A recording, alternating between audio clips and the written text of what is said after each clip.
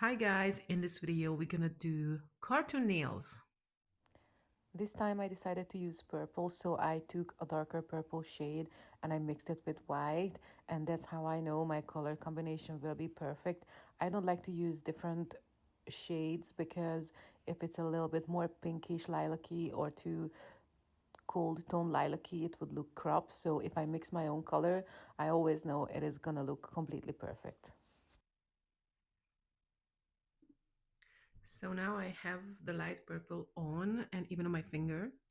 So now we can go with the shadow, and for this I'm using a very thin liner brush, and it's a longer one. That's how I can work with um, if it comes to these kind of longer lines. Some people use a shorter one, like use whatever you're comfortable with. So I fill my brush up with the darker shade, and I decided to have the shadow from this side, and I'm gonna paint something like this. And if I put the shadow here on my thumb, I will have to put the shadow on every nail the same way, otherwise it's gonna look dumb. So here we are.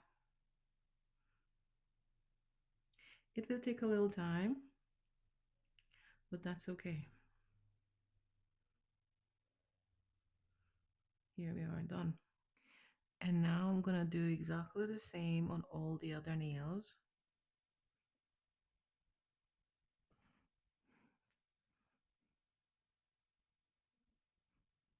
There you go. Why do I have bubbles?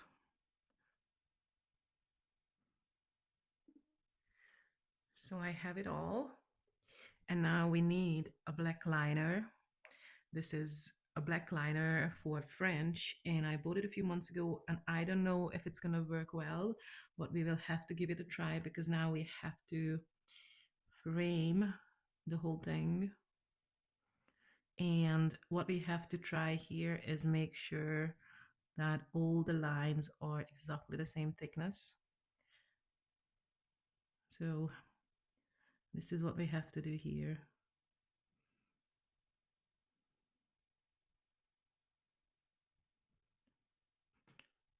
Oh dear, this will be the hard part.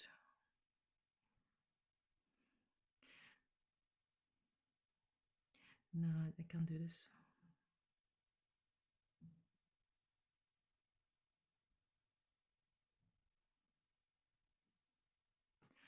Maybe I can.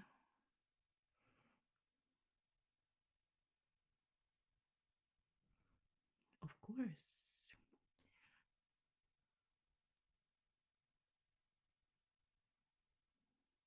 This brush actually is really good.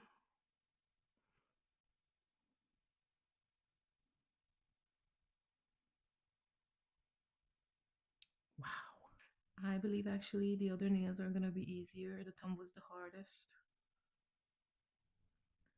Guys, this is just that kind of design that you have to do it slowly and take your time with it. This design is actually not for the weak. It takes a long time to go around with the black.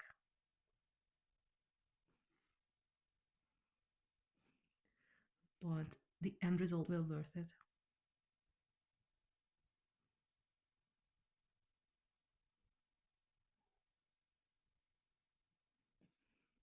Oops.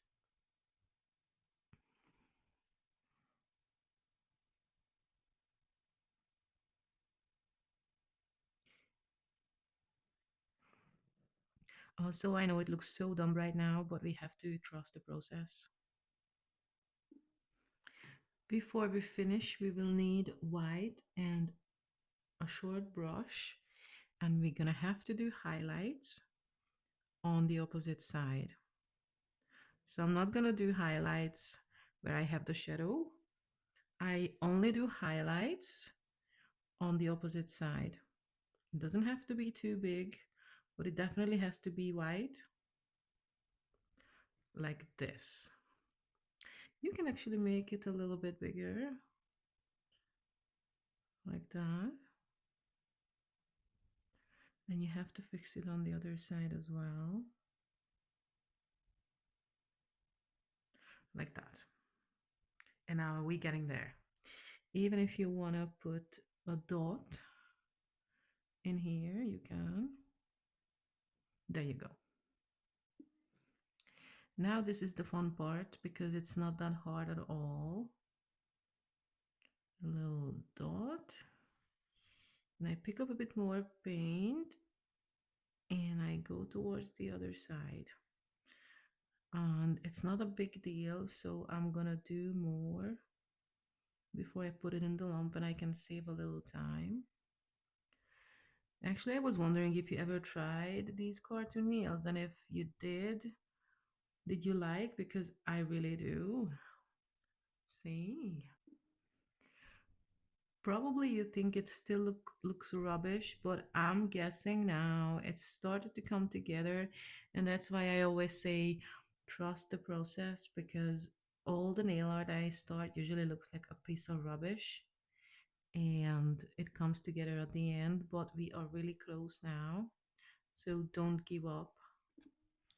And now we have to cover with the top coat. But before I put on the matte top coat, I'm gonna put on a shiny top coat because it will protect the whole thing a little bit better and also it will even out the surface. And there's a third reason why I put on shiny first because sometimes the matte top coat can rip the color off after curing, so I want to protect my whole art before I put on the matte top coat,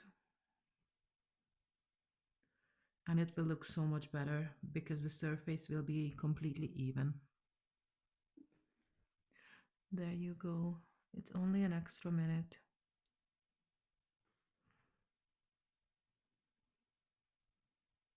And it doesn't have to be too thin, so you can even put it on a little bit thicker. So now I have the shiny on all of them, and here is my famous, I show you this matte top coat from Amazon. This is the best matte top coat in the whole world, and it's only like £6 or £7.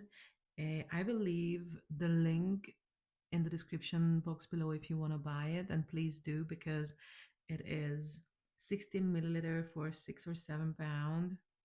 It is somewhat ridiculous, and the top coat is more than anything you wanted.